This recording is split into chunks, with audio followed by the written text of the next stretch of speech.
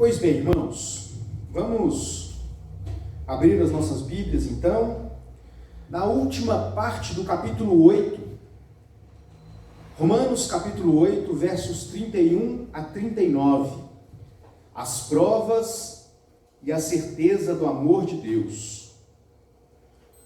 Querido Deus, hoje nós concluímos o capítulo 8, para que assim que nós retornarmos das nossas férias, possamos dar continuidade no capítulo 9. Romanos capítulo 8, 31 a 39. Acompanhe a leitura do texto. Que diremos, pois, à vista destas coisas? Se Deus é por nós, quem será contra nós? Aquele que não poupou o seu próprio filho, antes por todos nós o entregou, porventura não nos dará graciosamente com ele todas as coisas? Quem intentará acusação contra os eleitos de Deus? É Deus quem os justifica. Quem os condenará? É Cristo Jesus quem morreu, ou antes quem ressuscitou, o qual está à direita de Deus e também intercede por nós. Quem nos separará do amor de Deus, do amor de Cristo? Será a tribulação, ou angústia, ou perseguição, ou fome, ou nudez, ou perigo, ou espada? Como está escrito, por amor de ti somos entregues à morte o dia todo. Fomos considerados como ovelhas para o matadouro. Em todas estas coisas, porém, somos mais que vencedores por meio daquele que nos amou. Porque eu estou bem certo que nem a morte, nem a vida, nem os anjos, nem os principados, nem as coisas do presente, nem do porvir, nem os poderes, nem a altura, nem a profundidade, nem qualquer outra criatura poderá separar-nos do amor de Deus que está em Cristo Jesus, nosso Senhor. Amém, irmãos?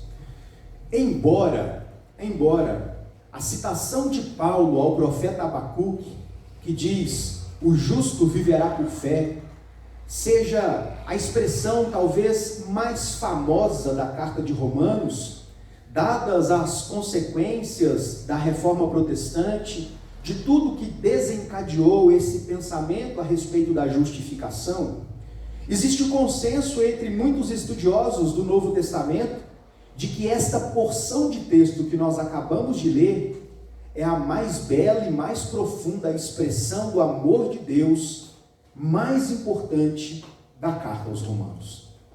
Hoje, nós encerramos esta primeira sessão da carta aos Romanos. E Paulo conclui com uma bela declaração de fé e de poder que vem de Jesus Cristo, nosso Senhor. Ele começa o texto dizendo, que diremos, pois, à vista destas coisas? Quais coisas? A que Paulo está se referindo então? Alguém poderia dizer a tudo que ele disse desde o capítulo 1, porque embora tratando de aspectos diferentes da salvação, a temática é toda a respeito da salvação. É claro, essa informação não estaria equivocada, errada. No entanto, meus irmãos, como boa regra de hermenêutica, aqui Paulo parece apontar mais especificamente aquilo que ele acabara de declarar antes. Quais coisas Paulo está se referindo? Acompanhe comigo o que diz versos 28, 29 e 30. É sobre especificamente estes 3 versos que Paulo está se referindo quando ele diz, verso 28, sabemos que todas as coisas cooperam para o bem daqueles que amam a Deus, daqueles que são chamados segundo o seu propósito. Porquanto, aos que de antemão conheceu, os irmãos se lembram aqui da exposição da semana passada, conheceu não é presciência, conheceu não é mera presciência, conheceu é amor e por isso também predestinou para serem conformes à imagem do seu Filho, a fim de que ele seja o primogênito entre muitos irmãos. E aos que predestinou, a estes também chamou, e aos que chamou, a estes também justificou, e aos que justificou, a estes também glorificou. Meus irmãos, quando nós olhamos essa declaração do apóstolo Paulo, é de uma esperança e tranquilidade que o nosso coração deve deleitar-se. Porque aqui estão todos os argumentos que comprovam de forma cabal, inequívoca e irrefutável que Deus não apenas nos salva, mas Ele conserva a nossa salvação. Que nós não fomos salvos por uma escolha nossa dentro do tempo, mas que Deus nos amou antes que houvesse tempo, lá na eternidade. E Paulo vai dizer, porque Ele nos amou, Ele nos predestinou. Ele nos destinou antes que houvesse tempo, para que assim fôssemos chamados, justificados e, por fim, glorificados. Então, quando Paulo conclui essas coisas, ele faz uma pergunta retórica. E Paulo é mestre em retórica. Eu já disse algumas vezes qual o significado de uma pergunta retórica. É quando a pessoa não tem dúvida do assunto.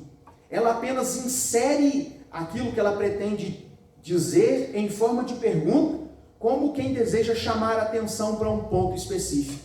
Paulo não tem dúvida de absolutamente nenhuma das perguntas que ele faz nesse texto, mas ele prefere se utilizar deste artifício retórico. E ele diz: o que mais eu vou dizer a respeito destas coisas?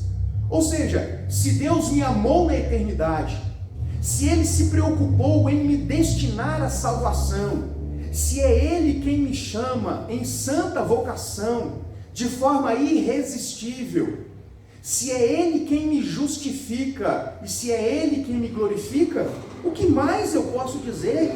Se Deus é por nós, quem será contra nós? Irmãos, imagine o seguinte cenário.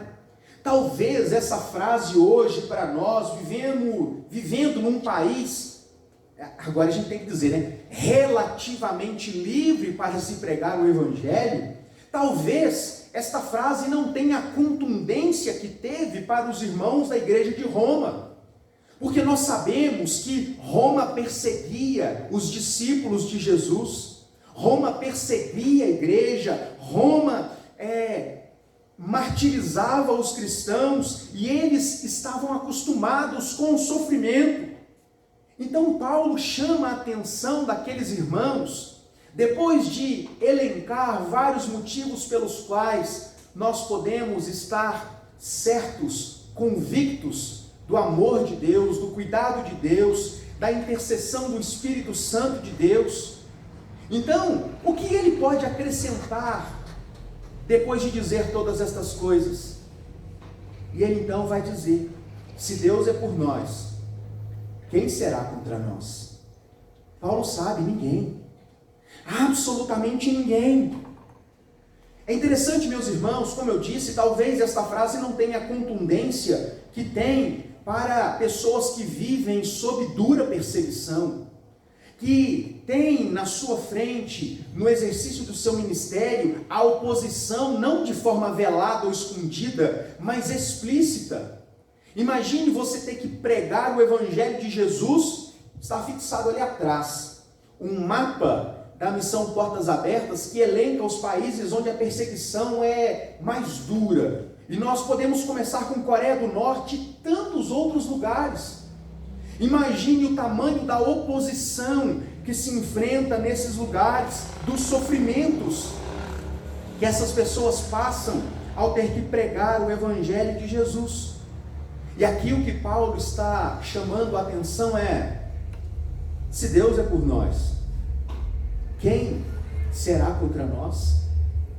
Embora os sofrimentos que nós enfrentamos no nosso dia a dia, e aqui Paulo refere-se ao sofrimento ligado à vida de um cristão, o negar a nós mesmos todos os dias, viver em determinados aspectos contra a cultura, remando contra a maré, sendo por isso perseguido, sendo por isso caluniado e sofrendo difamação e tantas outras coisas.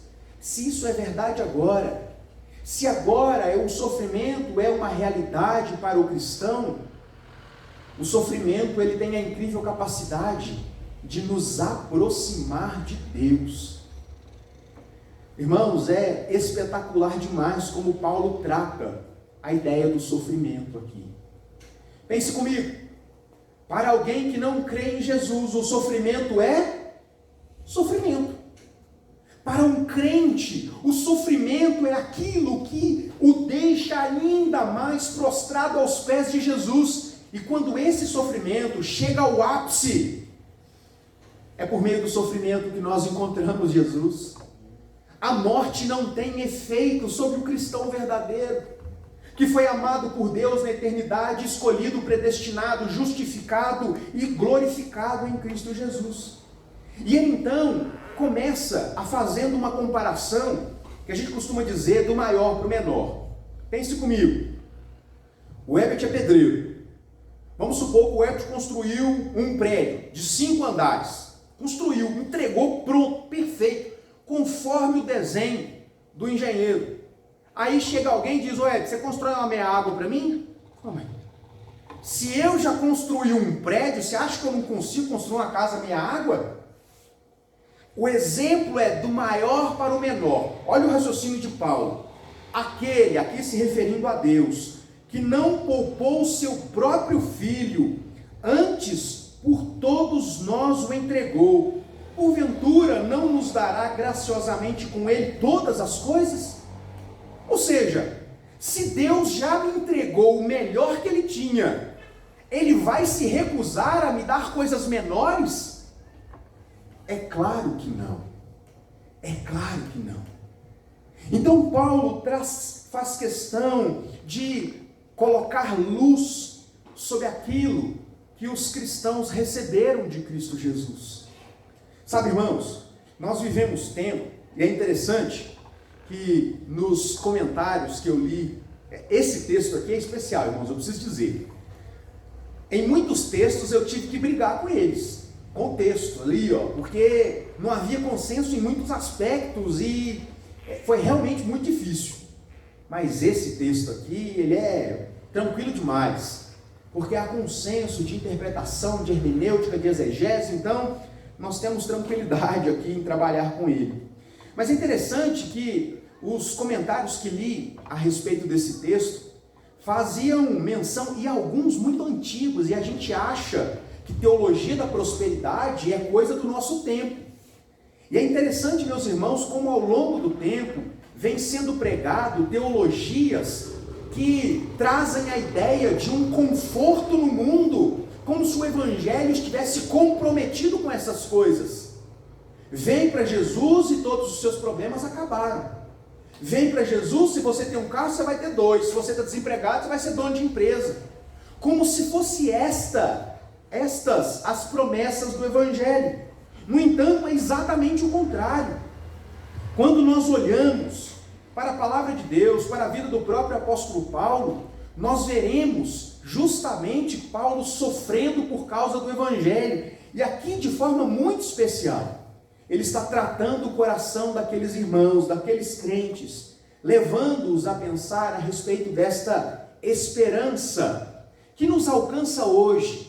Porque embora, irmãos, a gente passe pelos sofrimentos da vida, a gente acabou de falar de enfermidade, de problemas ligados à família, relacionamentos e tantas outras coisas.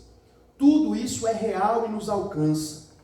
No entanto, absolutamente nenhuma destas coisas é capaz de nos deixar com o rosto em terra.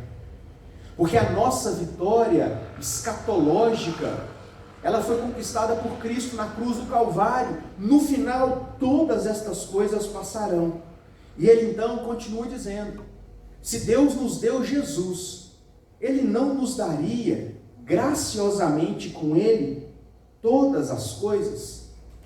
E aí, ele começa a fazer algumas aplicações em forma de pergunta. Destaca, verso 33, a primeira delas: quem intentará acusação contra os eleitos de Deus? A ideia é o seguinte, irmãos, Paulo está falando a respeito da eleição. Então pode ser que as pessoas ao receber, e aí os irmãos percebam, qualquer semelhança não é mera coincidência como as pessoas se relacionam com a doutrina da eleição hoje em dia. Paulo está dizendo o seguinte: quem intentará acusação contra os eleitos de Deus? A ideia é o seguinte: imagine alguém falando assim, como é que é? Então Deus escolheu? Mas como assim escolheu? Ele escolheu. Depois no capítulo 9 ele vai explicar um pouco melhor isso. Mas aí, alguém poderia dizer, mas então quer dizer que vocês estão dizendo que vocês são melhores do que os outros? Quer dizer então que vocês são superiores? E aí Paulo vai dizer, quem intentará acusação sobre os eleitos de Deus, se é Deus quem os justifica? Nós não somos absolutamente em nada melhores do que os não cristãos. Moralmente, inclusive, não somos. No entanto, o que nos diferencia é a justiça que vem do trono da graça de Deus. O fato de não haver sobre nós juízo para condenação não significa que não haja acusação. Esse é o ponto aqui, irmãos. O ponto de Paulo é o seguinte: ninguém pode intentar acusação contra os eleitos de Deus, porque Deus quis justificá-los. Isso não significa que nós não pudéssemos ser acusados. Nós somos pecadores, e por isso estávamos debaixo da escravidão do pecado, mas Deus, em sua livre e soberana vontade, desejou nos alcançar. E aí, nós precisamos lembrar do significado de justificação. Justificação não é um processo que nos alcança, onde nós somos aperfeiçoados e nos tornamos justos pelos nossos méritos. Isso é farisaísmo. Justificação é um ato jurídico de Deus, onde Deus imputa, Deus atribui ao pecador condenado a justiça de Cristo, e ao mesmo tempo imputa a Cristo os pecados daqueles que foram justificados. É por isso que Jesus morreu na cruz do Calvário. É por isso que na cruz do Calvário Jesus disse: Deus meu, por que me abandonaste? Porque os meus e os seus pecados estavam sobre eles. E aqui, o que destaca nesse verso também é os destinatários desta justificação. Olha como Paulo se refere. Ele diz o seguinte: antes a todos. Muitas pessoas leem esse texto como uma espécie de universalização da justificação divina, certo? No entanto, embora todo seja abrangente, a sequência, a conjugação do verbo ali, terceira pessoa do plural, restringe o alcance dessa justificação. Paulo diz: antes por todos quem? Nós o entregou. Isso significa dizer, ou equivale dizer, que a justificação, ela é, dentro da teologia reformada, nós chamamos isso de limitada.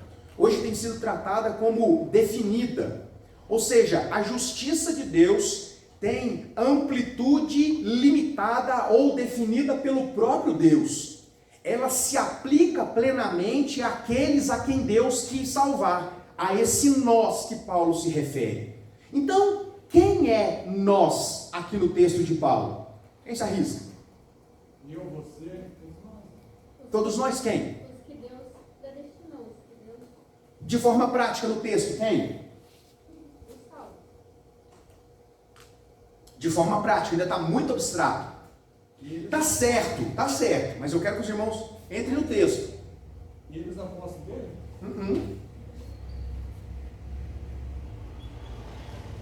Para quem que Paulo está escrevendo? Para a igreja de Roma. Então Paulo parte do pressuposto que ele está escrevendo para crentes. Então ele está dizendo o seguinte, em outras palavras, é como se Paulo estivesse dizendo: porque Deus entregou o seu próprio Filho por sua igreja, da qual eu e vocês fazem parte. Aquilo que o Romeu disse, mas aplicando a realidade de Paulo, ele está falando dele e das pessoas que eram destinatárias originais dessa carta, ou seja, os crentes de Roma. Jesus Cristo foi entregue para morrer pela igreja. E que, portanto, mesmo que nós pudéssemos, porque somos pecadores, ser acusados, nós não somos, porque é Deus quem nos justifica. O nosso advogado é perfeito, o nosso resgate foi pago, e é por isso que já não há condenação, primeiro verso do capítulo 8, sobre aqueles que estão em Cristo. É por isso que nenhuma condenação tem efeito, porque o próprio Deus nos justificou, nos declarou justo. Logo, se Deus nos justificou, a condenação foi desfeita. É o raciocínio lógico. Então ele vai dizer: quem nos condenará? É Cristo Jesus, quem morreu, ou antes, é como se Paulo estivesse falando e ia falar assim: é Cristo Jesus quem morreu. Não, mas peraí. Antes disso, quem ressuscitou, ou seja, ainda mais importante, o qual está à direita de Deus e também intercede por nós. Raciocínio de Paulo, irmãos. Se, aqui o se não é hipótese, estou seguindo o raciocínio dele. Ou então vou mudar. Já que Cristo morreu por aqueles que Deus amou, a igreja, e ele justificou estes, não existe condenação que recai sobre eles. A ideia da morte de Cristo é a ideia do resgate, da remissão. Domingo de manhã, eu tenho trabalhado muito isso com os adolescentes na sexta-feira, alguns termos teológicos trazidos para a vida prática, para que a gente tenha noção do significado disso na nossa vida. Domingo eu me lembro de ter falado a respeito de remissão, de redimir. Redimir significa comprar. Comprar significa pagar o preço pelo resgate. Aquilo que estava alienado, que pertencia a outra pessoa, foi comprado e trazido. No caso de Noemi, as suas propriedades foram resgatadas para ela.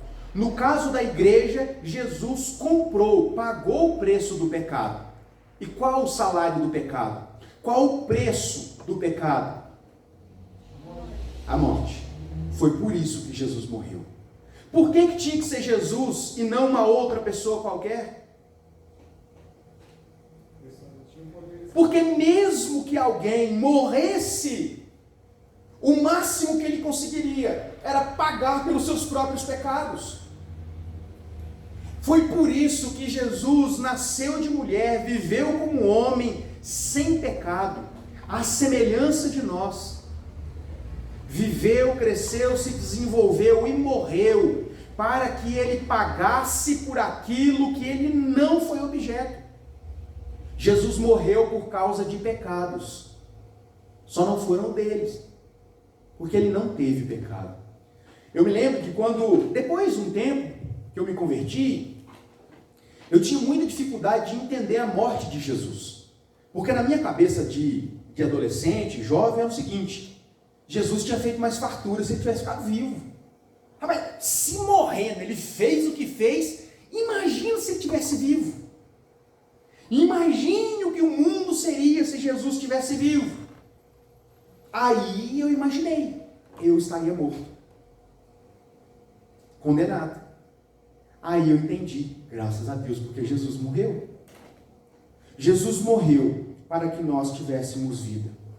E aí ele continua no verso 35, e ele faz algumas perguntas. A primeira delas ligadas à nossa vida, nos nossos relacionamentos humanos, e a segunda dessas perguntas ligadas à área espiritual. Então, primeiro, falando da nossa vida, ele diz o seguinte: quem nos separará do amor de Cristo? Paulo sabe que nada, que a resposta é nada. Mas ele então se utiliza de alguns exemplos que eram próprios da realidade daquele povo. Seria a tribulação, a tristeza por causa da perseguição, que traz fome e que por isso traz nudez, o perigo e por fim a própria morte, o significado de espada? Seriam estas coisas temporais capazes de nos separar do amor de Deus? Paulo então evoca Salmo 44, verso 22, quando ele diz: é claro que não. Por amor de ti somos entregues à morte o dia todo. Fomos considerados como ovelha para o matadouro. Esta citação de Paulo do Salmo 44 diz respeito ao povo de Israel. E ele então aplica aquela realidade que era específica do povo de Israel ao povo de Deus como um todo. Como sendo um povo que está num contexto de sofrimento, onde o sofrimento faz parte da vida. Como eu disse, irmãos, para o não cristão, o sofrimento é sofrimento apenas. Para o cristão, o sofrimento é sofrimento, porque o que dói em Tião, dói em Sebastião também. Mas ele não é só sofrimento. O sofrimento para o cristão tem a incrível capacidade de nos unir a Deus de uma forma, irmãos, impressionante. Pense você, nos dias mais difíceis da sua vida, quando algo te aconteceu, quando alguém ficou enfermo, quando as dificuldades vieram, você sendo crente, colocando-se diante de Deus, esperando um milagre de Deus na sua vida. Estes são efeitos naturais, advindos do sofrimento na vida de um cristão. Ele nos une a Deus. E sabe o que é interessante? Quando Paulo vai dizer, por causa destas coisas, nós somos mais que vencedores, é a respeito disso, dos sofrimentos. Ser mais que vencedor não significa conquistar nesse mundo, mas aproveitar ao máximo o sofrimento. Eu sei que parece estranho, mas pense comigo. Eu desejo a Deus, eu preciso de Deus, é Deus que dá sentido para a minha vida. O sofrimento me achega diante de Deus, porque ele revela o meu estado de necessidade. Então, o sofrimento me faz vencer. Pense comigo. Exemplos. Paulo, com relação ao espinho na carne. Jó, lidando com todos aqueles sofrimentos da sua vida, para que no final ele pudesse declarar: eu te conhecia de longe, só de ouvir falar, mas agora os meus olhos te veem. Tantas outras pessoas que viveram em meio a sofrimentos terríveis, profundos, mas que esses sofrimentos foram base para um relacionamento cada vez mais íntimo com Deus. Então, o sofrimento na vida do cristão faz do cristão alguém que vence. Vence porque sofrer é bom? Não, porque os sofrimentos nos unem a Deus. Irmãos, sejamos francos. Pense se você não tivesse nenhum problema, nenhum, se você seria o crente que você é hoje. Mas não é mesmo. Mas não seria, irmãos. Pense comigo. Como a gente vira crente quando a gente está passando por dificuldade? Acorda mais cedo para orar, faz vigília, a gente faz isso, faz aquilo outro. A situação dá uma estabilizada e a gente relaxa. Como se não precisássemos mais de Deus.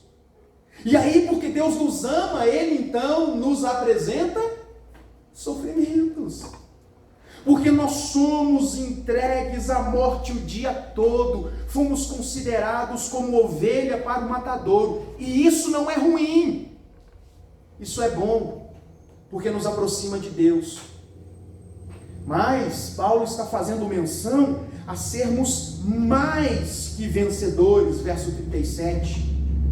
Como ser mais que vencedor? O sofrimento em última escala, ele culmina com o quê? Com a morte, não é? A morte para um descrente é o fim. E para o crente? É o começo de uma nova vida. É um pulo para os braços do Pai. A morte para nós, segundo as palavras do próprio apóstolo Paulo, é lucro se comparado às coisas que nós vivemos. E é este o sentido de sermos mais que vencedores por meio daquele que nos amou. Verso 38, porque eu estou bem certo de que nem a morte, nem a vida, aqui ele está se utilizando exatamente dessa ideia que eu acabei de mencionar, nem os anjos, nem os principados, nem as coisas do presente ou do porvir, nem poderes, nem altura, nem profundidade, nem qualquer outra criatura poderá separar-nos do amor de Deus que está em Cristo Jesus. Paulo diz o seguinte: nem o diabo, nem os anjos caídos, nem poderes, principados, ninguém pode nos separar do amor de Deus que está em Cristo Jesus. E se ninguém pode nos separar do amor de Deus, a salvação conquistada por Cristo, pensada por Deus na eternidade, é algo que nos alcança e que Deus não tira de nós. Absolutamente nada nos separa deste amor de Deus. E isso, irmãos, é belo demais, porque nos dá conta de que, embora nós sejamos inconstantes em muitos aspectos, inconstantes em muitas fases da nossa vida, Deus é fiel às suas promessas, e não é por causa da nossa constância de fé, mas pelo amor com que Ele nos amou. Ele vai dizer no capítulo 9 aqui, não é por aquilo que nós fazemos, não importa, mas pelo amor dEle que é derramado sobre as nossas vidas. Então quer dizer que a gente pode viver como se de qualquer jeito? É claro que não, irmãos. É exatamente o contrário. Quando nós olhamos para esse texto, nós percebemos Paulo trazendo à mente daqueles irmãos a ideia de que tudo aquilo que Deus fez é perfeito, não apenas idealizado, mas consumado em Cristo Jesus. E que por isso, ao passarmos pelas dificuldades, as provas, nós não podemos ter dúvida do amor de Deus, mas o quê? A certeza do amor de Deus. Sabe qual é o resultado dessa compreensão no nosso coração? A gente sofre, a gente chora, mas depois de compreendermos esse texto que Paulo está nos ensinando, a gente aprende a valorizar, inclusive, os sofrimentos, as dificuldades da vida. Quando Deus nos pule, quando Deus chama a nossa atenção, quando Ele nos aproxima da sua presença, para que a gente compreenda o seu amor, a profundidade deste amor. E aí, em última instância, a pergunta que fica é a seguinte reflexão: se Deus é por nós, quem será contra nós? Ninguém. Mas e se Deus não é por nós? Porque esta é a verdade implícita no texto, irmãos. O nós aqui, se você faz parte do nós, você está garantido, como diz o outro. Se você faz parte deste contexto que Paulo se refere, absolutamente nada pode te separar do amor de Deus. Pastor, mas eu fiz uma besteira. Pois é, foi por isso que Jesus morreu na cruz do Calvário. Ah, pastor, nada pode nos separar do amor de Deus que está em Cristo Jesus. Agora, irmãos, queridos, se Deus é contra nós, nós estamos perdidos. Todos aqueles que estão fora deste contexto padecem nas mãos de um Deus irado. Isso nos faz pensar em duas coisas. Eu de fato estou com Deus? Eu de fato tenho esta certeza no meu coração inabalável, de que se eu bater os tornozelos, falei isso lá em casa, me falou, não é tornozelo, é a bota. Se eu bater as botas aqui agora, eu vou estar na eternidade com Deus. Aleluia por isso. Mas e se não? Ai daquele que cair nas mãos de um Deus irado. Isso nos faz pensar a respeito da urgência de pregarmos o Evangelho. Ah, pastor, mas eu creio na doutrina da eleição.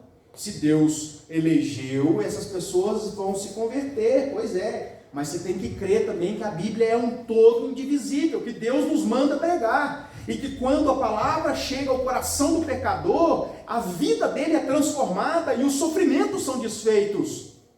É por isso a urgência da pregação do Evangelho, irmãos, desta mensagem que traz segurança. Se Deus é por nós, ninguém é contra nós. Mas e se Deus não é? As pessoas estão entregues à sua própria sorte. Pensa que terrível, irmãos. A pessoa que acredita em sorte, deve ser duro demais. Você acreditar em sorte e azar. Meu Deus, você é um espectador do universo que conspira contra. Nós somos os portadores de uma mensagem que desfaz isso. De que não existe acaso, mas providência, cuidado, amor e justificação.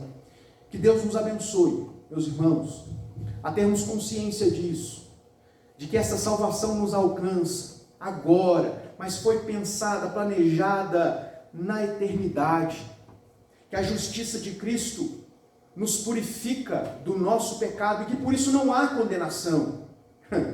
Teve um tempo que conversava com uma pessoa e dizia: pastor, eu não quero fazer visita não. Vai por quê? Vai que a pessoa fica demoniada aí e vai contar para os outros meus pecados. Falei, irmão, das duas uma. Ou você firma com Deus, ou você vai passar a vida com esse medinho aí. As coisas não estão muito de acordo, não. Se não há condenação, você não vai ficar dialogando com o capeta, não. Você tem que ter convicção daquilo que você crê, sabe? Então, nós não podemos, irmãos, não podemos ser espectadores do acaso. Firmarmos a nossa vida diante do Senhor, crendo que a salvação dele nos alcança e não há condenação. Quem nos acusará? Ninguém, se Deus é por nós. Amém? Que Deus nos abençoe em nome de Jesus. Alguém gostaria de fazer alguma pergunta? Pode ser algum comentário também. No capítulo 9, irmãos, a gente vai ver Paulo desenvolvendo um pouco essa questão da eleição.